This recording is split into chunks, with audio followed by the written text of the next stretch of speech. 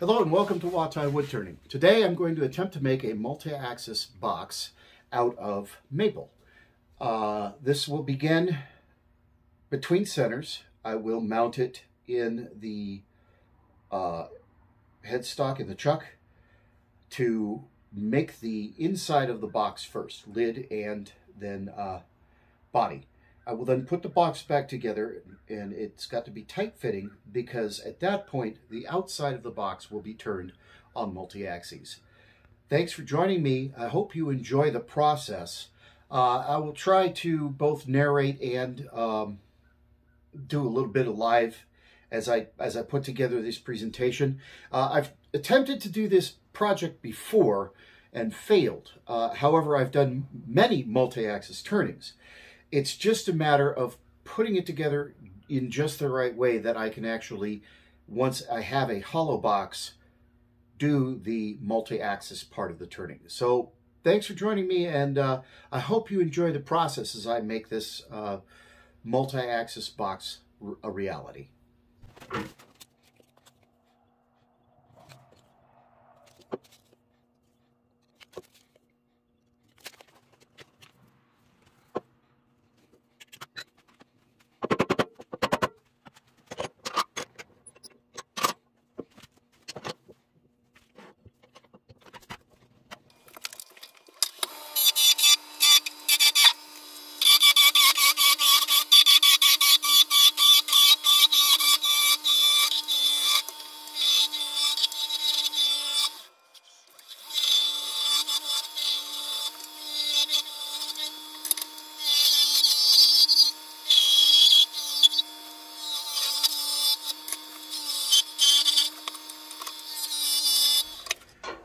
Okay, I turned a tenon on each end so that I can make a box, but then I'm going to have to put it back between centers and turn the tenons away so that we can do the multi-axis turning. So first I'm going to seat this, and I probably could have made that tenon a little smaller. This tenon is too big. I will shrink it down. Actually, I'm going to change it to straight anyway so that I can do a jam to hollow the lid.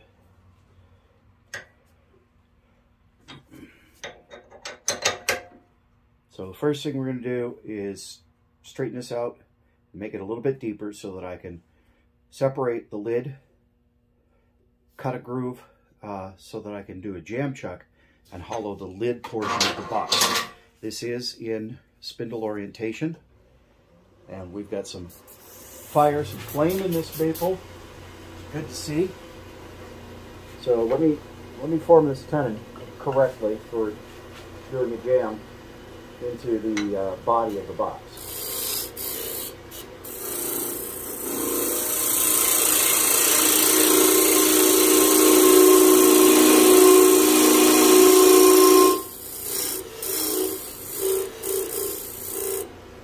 You want that to be as straight as possible.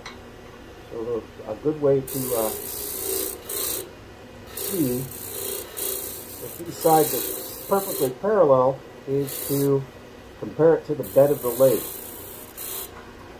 Looking down over it as you cut with your tool, you can see if you are square with the bed of the lathe.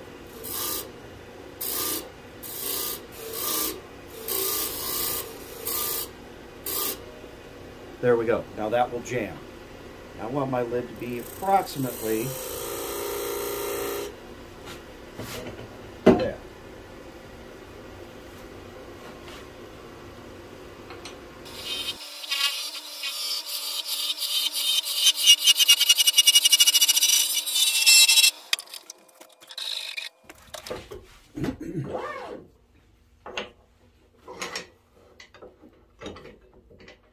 Now the first thing I'm going to do is square off this end.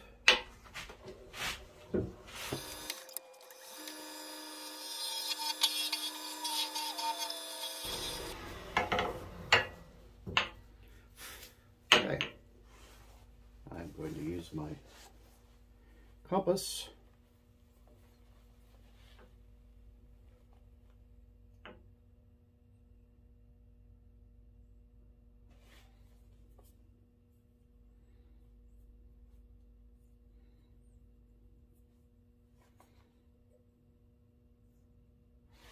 set that width.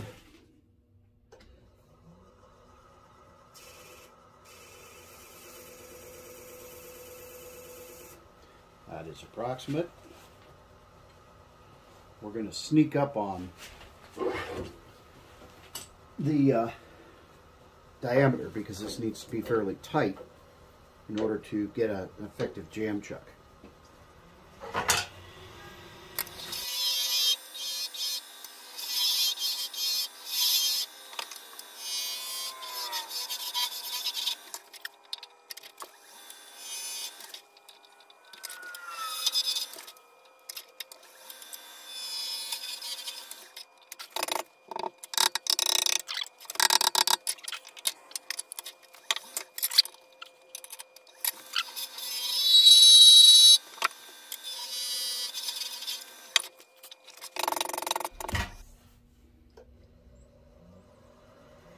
Pretty good.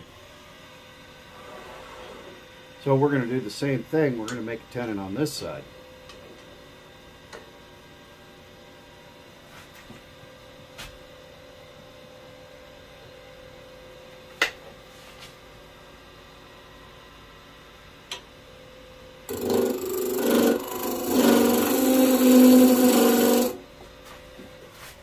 And to make sure we give ourselves a fighting chance,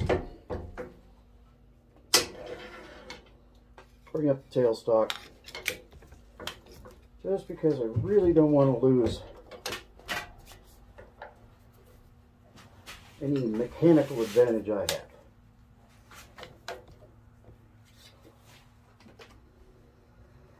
Like I said, I've done this before and I messed it up and it didn't work.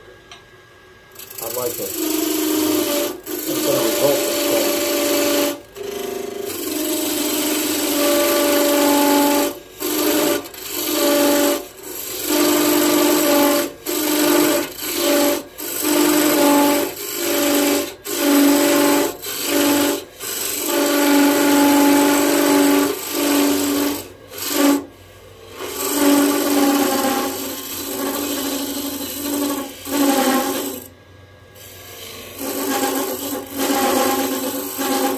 I'm going to leave this tenon slightly larger than the tenon that's in there so that I get a chance to make it fit as firmly as this tenon is fitting. I can always make the hole bigger, but I can't make it smaller. Once I get this end of the box off of the lathe, I'm done with it. I can't do anything else with it.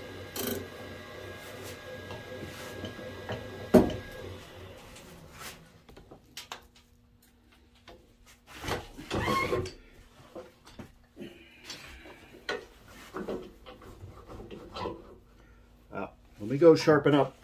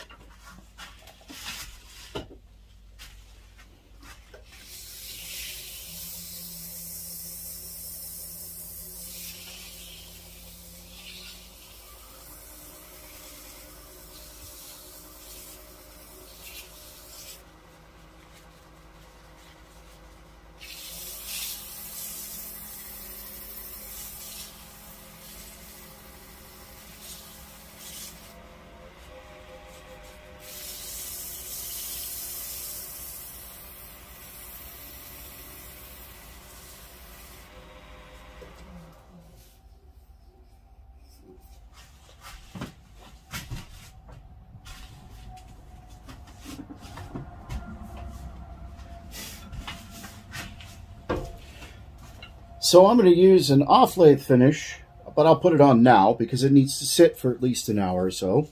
But Brad's Workbench, new product, Tongue Honey, is absolutely fantastic. It is a little bit more liquid and pliable than the tongue butter, or the tongue butter, than the tongue wax. Same ingredients, different ratio. So it's essentially a thicker tongue oil, thicker than tongue oil and thinner than the tongue wax. And you simply put it on and let it sit and wipe it off. And it produces a fantastic satiny finish with that deep,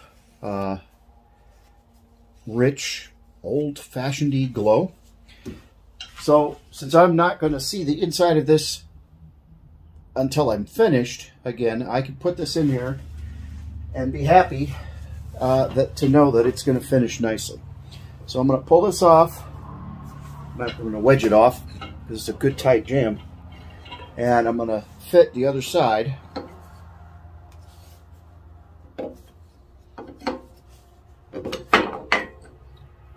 So I made this a little bit larger on purpose so that I could get just as tight of a jam, because I'm going to need it without having to play any games and you know, struggle with the fit. So we're going to widen this up. Get this jam. Then I'll hollow the body of the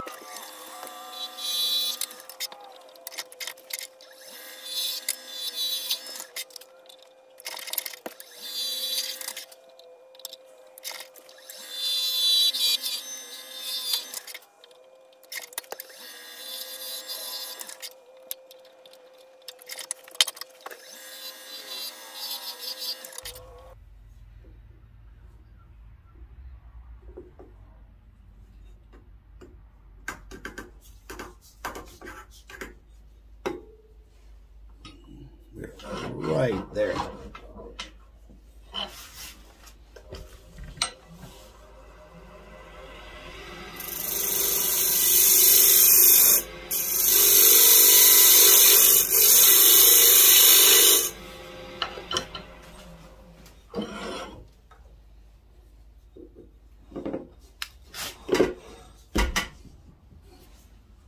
Okay, that's going to work. So I'm not going to do the outside of the box yet, because I'm going to do multi-axis. So first, I'm going to hollow the box, then put it back together, which is why I'm not worried about how I'm finishing the inside as of yet.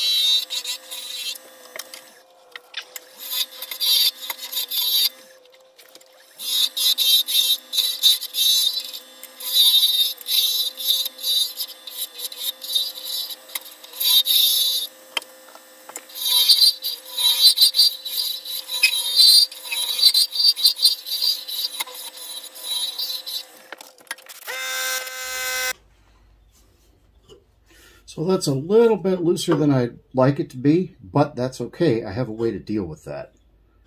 It's cheating, but you know what? It'll get the piece done. Fix the bottom and we'll sand.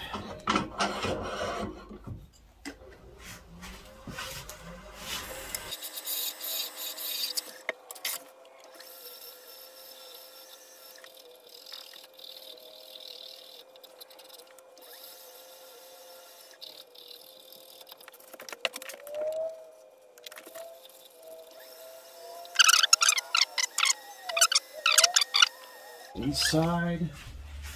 Looking pretty decent. We're going to use the same finish because I can wait and not worry about it until after I've got the outside of the box finished, and I don't have to worry about friction to finish the outside of the box using this, as long as I sand it well.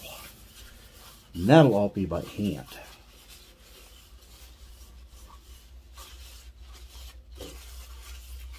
So, just wipe that in there. It's a little goopy, but it will be okay. Let's see how good this will jam. If it won't jam well enough, we'll have to use the painter's tape. But that's pretty good jam.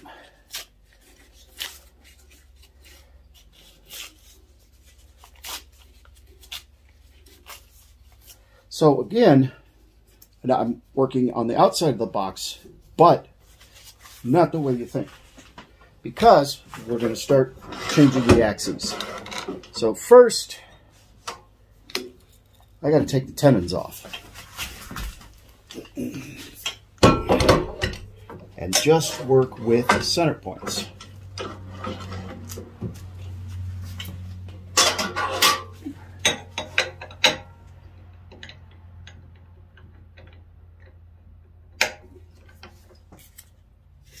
Just wiggles out of the way. So I've got these center points. I'm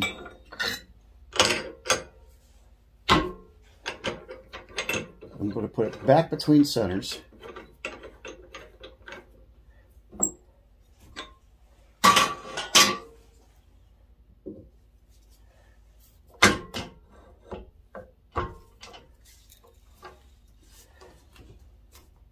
And then I'm going to clear my tenons at least halfway.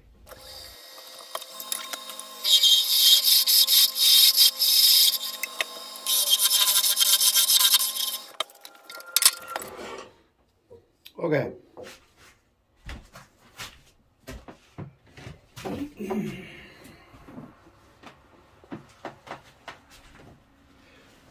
So what we're doing is I'm now going to prescribe a circle on both ends that is the same width.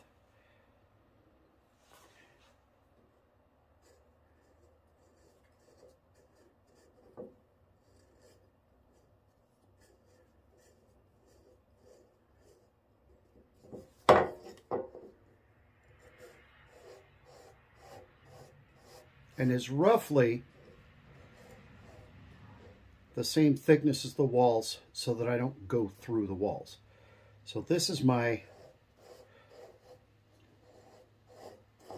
kind of my dead line. Then I'm going to put it back between centers, and I'm going to mark one line. And the reason I'm going to put it back between centers is because it's perfectly parallel, and bring up my tool rest, bring it right up to the piece, and I can draw a perfectly parallel line that's going to meet, so that I have a starting point to mark out my offsets. I'm going to do 3 offsets. If you take a compass and find the width or the diameter of your circle, okay, and then walk that compass around the circle, you can divide it into equal sections. So that's my line. Mark it here too.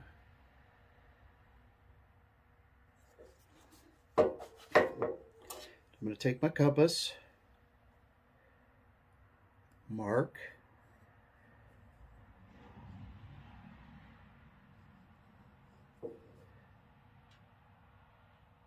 I will get 6 equal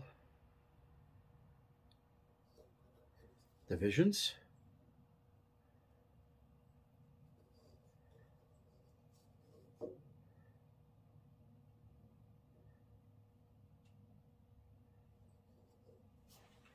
Now I'm going to do the same thing using the same starting point on the other side.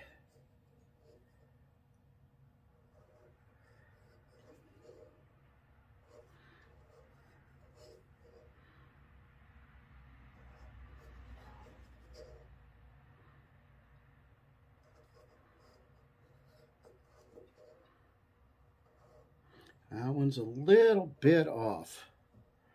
Let's double check here. Okay, let's try that again.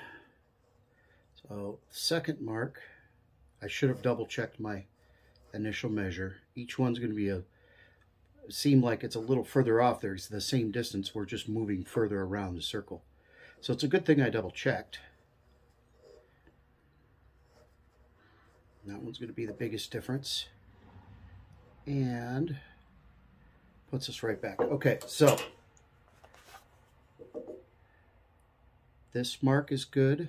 This mark is our first one. This mark, this mark, this mark, this mark. So we're going to start here with 1. That's the number 1 on both sides. This is 2. And this is 3. Every other one, I'm going to use 3 axes, making this a 4-axis piece. So over here, 1, 2, and 3. Now, the way I'm going to do this to get my off-center turning is I am going to match 1 on the tailstock, or on the headstock, on the drive center. Let me punch these.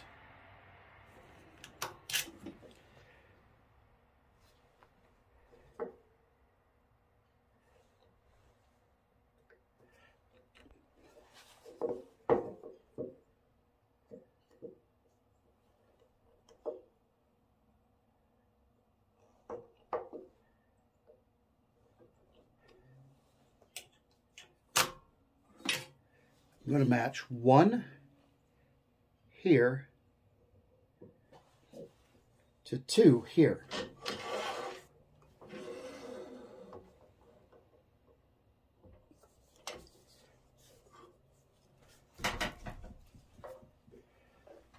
Then we're going to apply some pressure.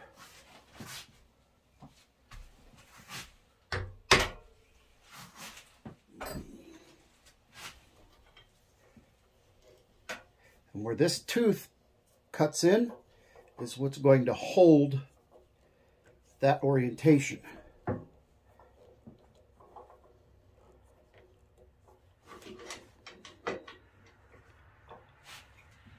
Now I make sure that my tool rest is clear. It is not. And this first turn is going to show whether or not this is going to hold together. It may be too much.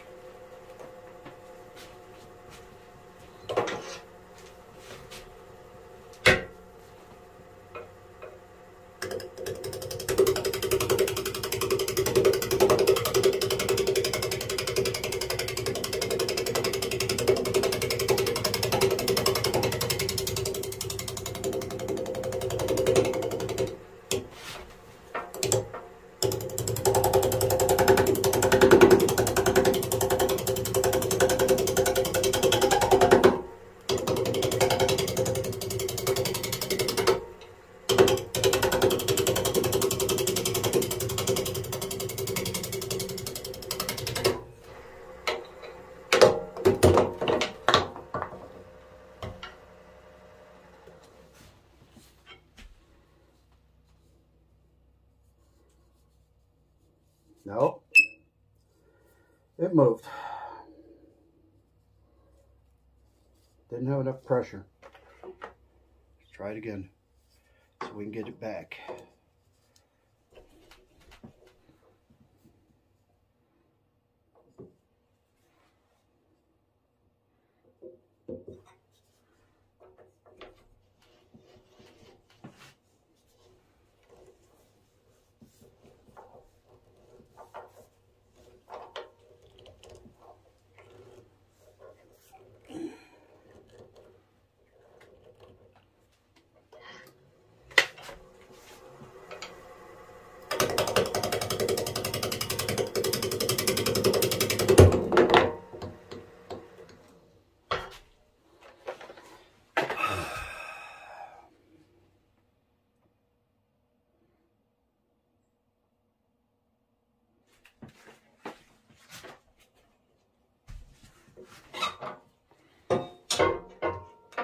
Okay, so that this edge being so close to the outside is too radical. We're going to try it smaller.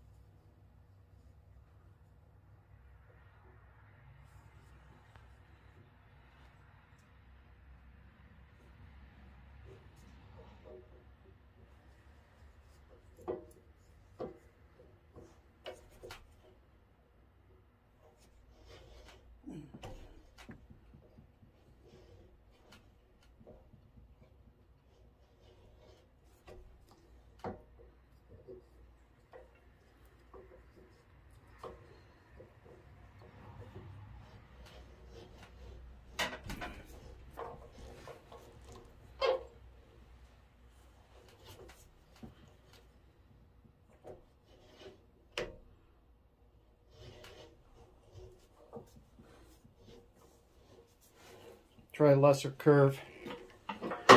See how that works.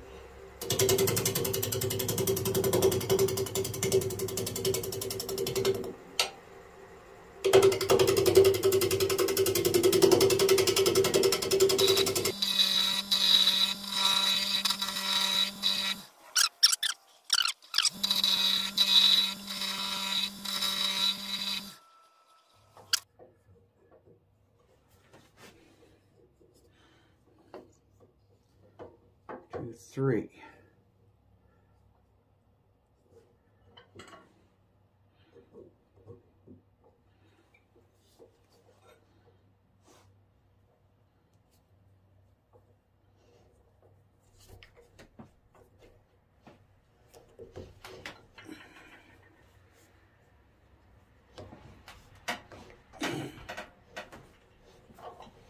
We want these teeth, these drive teeth on the center to dig in. A step center probably would work better than this, but I don't have one. Okay, do it again. Light cuts, because this is a box, it's not a continuous piece. I don't want what happened before, where the top actually spun. I'll be able to clean that up. I'm not worried about it, but we don't want that to happen.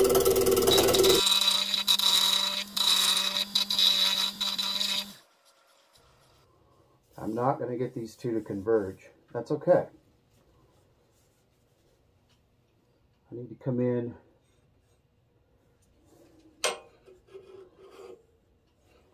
well, maybe I'll get them to converge. I need to come in a bit more.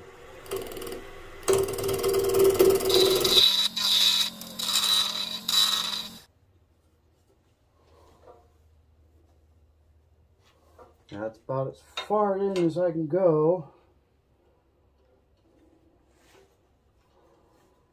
But that's going to give us, it's going to look cool actually. It's going to look really cool. Let me take a couple more passes here and towards the middle.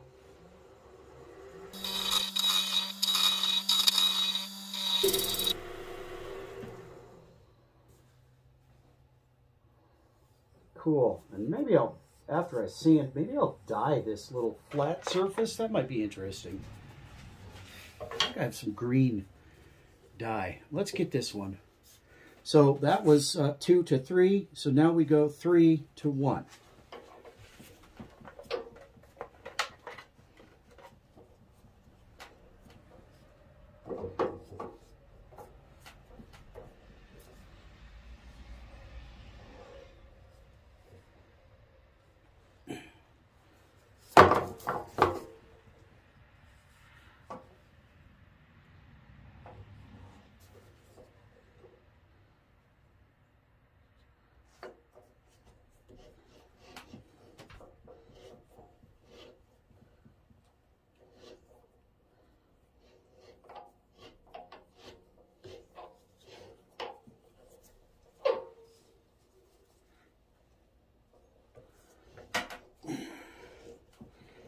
Get that tooth to bite, that drive tooth.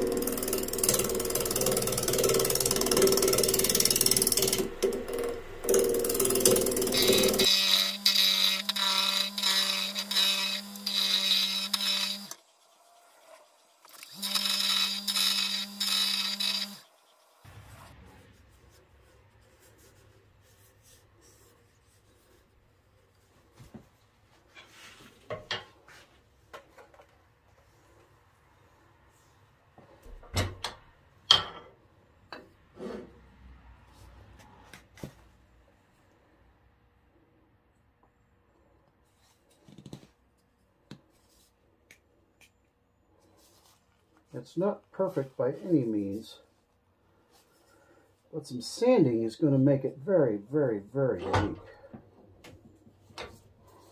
All right, what I'm going to do right now is shape the top of my lid, put another tenon here so I can shape the rest of the box.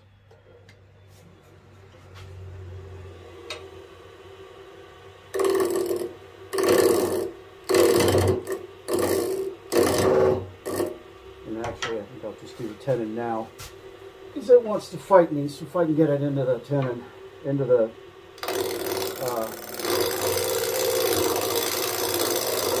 chuck, I won't have to deal with that.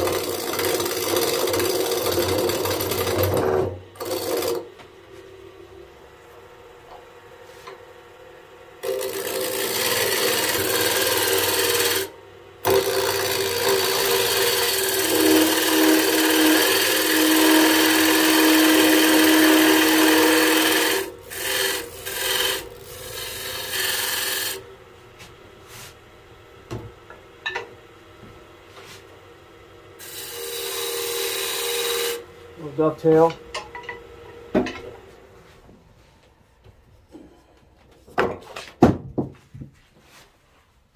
I just really like dropping this piece. I don't know why. So we're going to finish the top, then we'll do the base, which I'm going to undercut as I part off.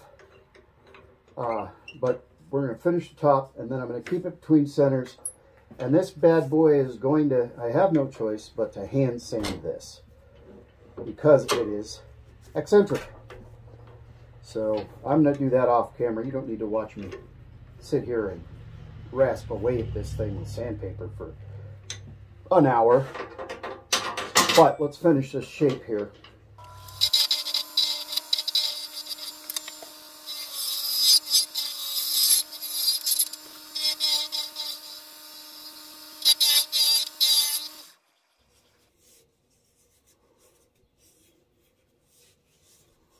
So I'm going to have these kind of flat facets, and that's okay. I need to check my depth though. Do that real quick before I start sanding.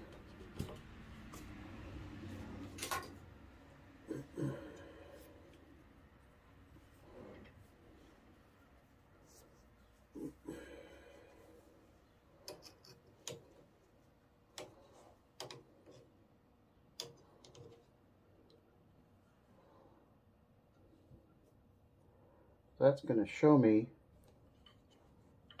oh, I have a lot of room, so I can actually round it up here. That gives me a lot of space to finish my piece, and that's fine. I intentionally did not make it too deep. I didn't want it to be too deep because I wanted to kind of more of a compact aspect to the shape.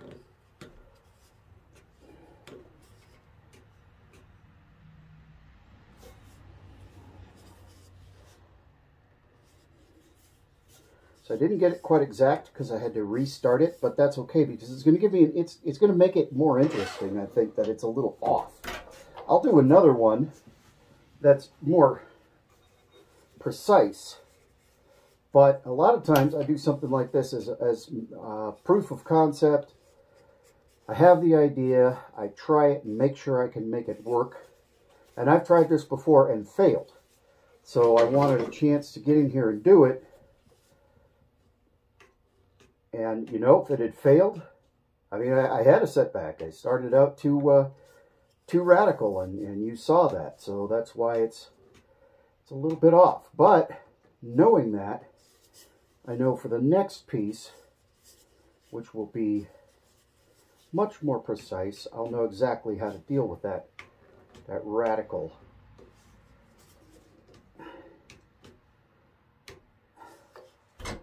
I'm never going to get it that way.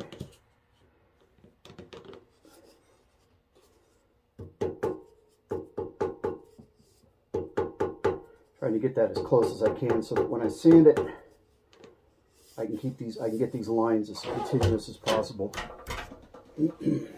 All right, so that's where my base is, my bottom is going to be. I'm just going to take the parting tool in here and make that the center.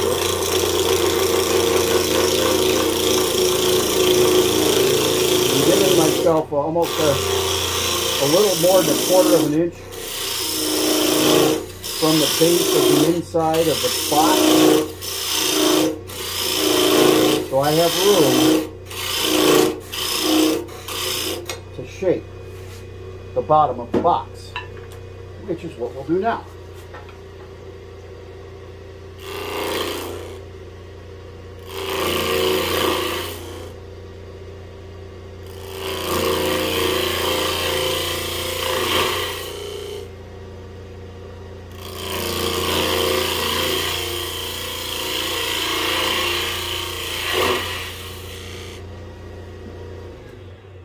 And then when I part it off, when I separate it, I undercut, I will have room there.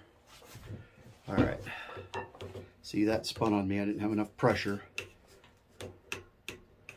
It's actually kind of cool that it's not quite perfect because that actually shows where how to put it together correctly. So I've got the grain matched. So that's actually kind of works out a little bit. All right, I need to take 1 or 2 more passes right there. Just clean that up a hair.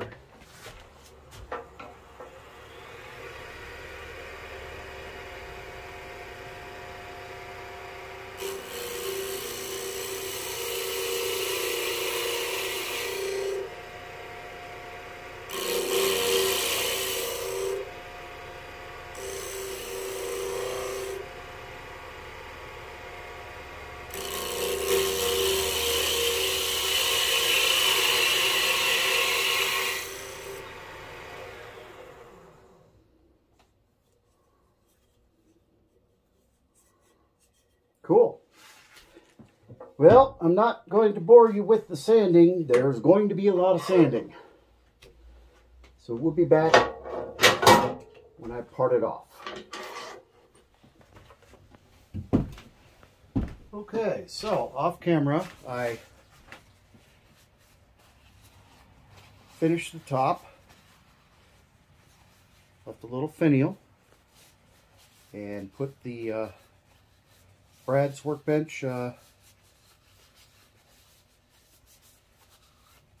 tongue honey on it.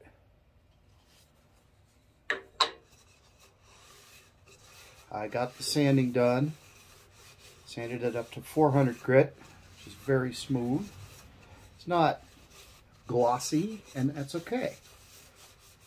I don't want it to be glossy. So you can see, when I put it back together and show you, I was able to sand my grooves fairly uniform. It's not perfect, but again,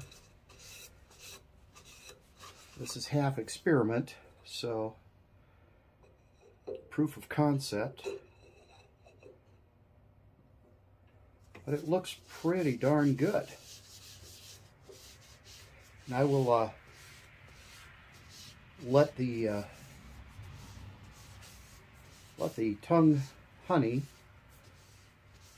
polymerize for a few days, and then I will take the buffing wheel to this. It'll look pretty nice. So all I got to do is part it off, and then I'm going to turn a little tenon here and clean up the bottom. So the lid is going to move out of the way for now.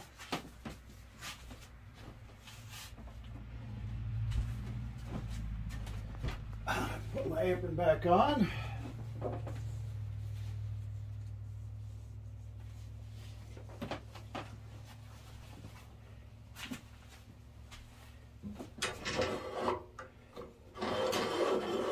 We're going to use my narrow parting tool.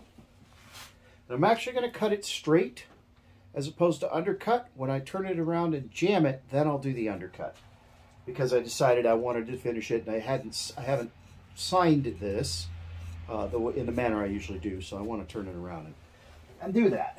So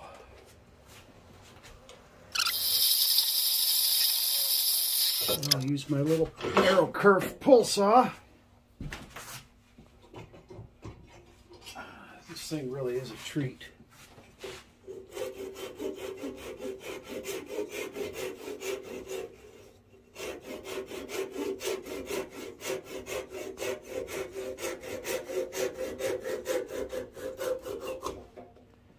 There we go. But like I said, we're going to undercut that and sign it. So I need to give myself another jam.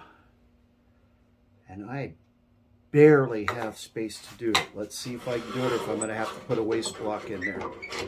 Hopefully I have enough space here that I can do it with this.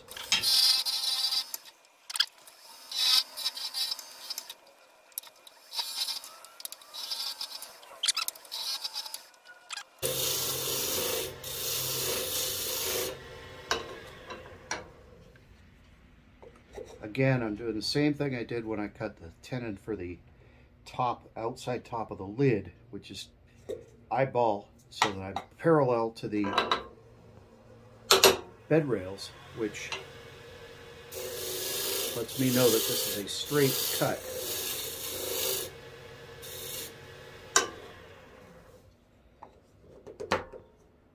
Bam! Nice. Okay, so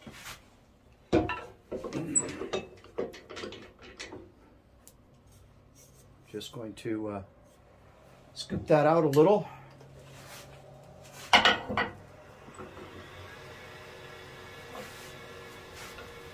Very gentle.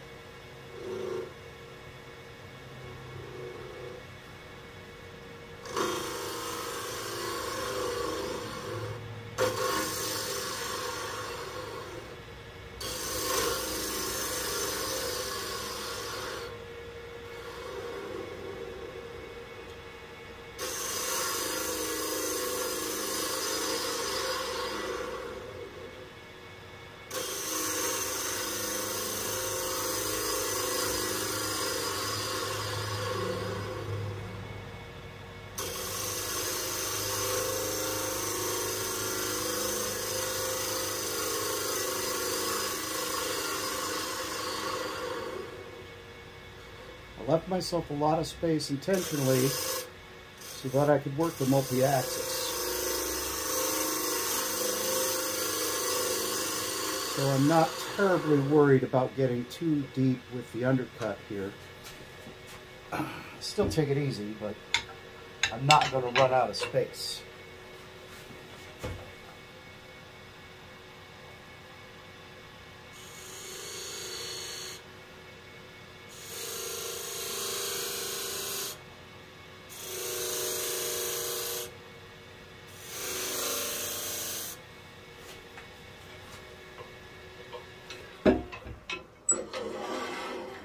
Go. Quick, a little bit of sanding here.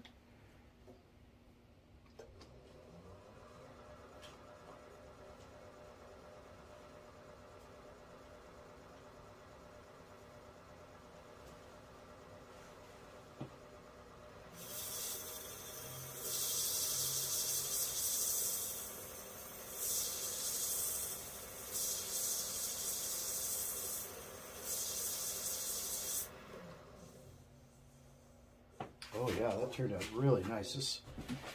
This maple is very dry and it's cutting extremely cleanly. It's very dense and very dry. So I'm really not having any issues with tear out, which is a treat.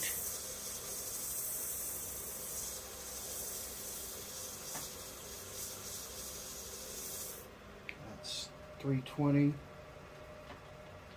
to 400 here. Same as the rest of the outside, where we'll get the tongue honey just the same.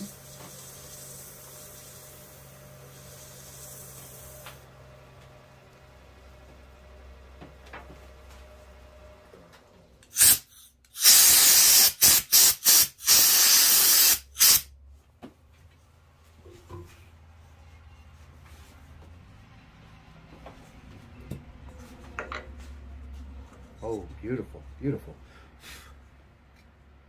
So, match the grain patterns here.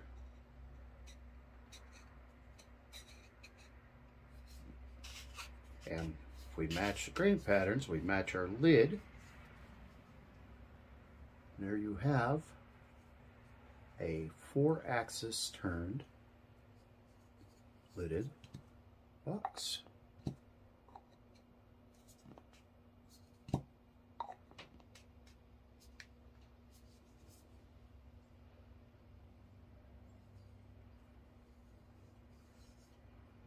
A little cleanup, a little buffing. That's a beautiful piece of wood.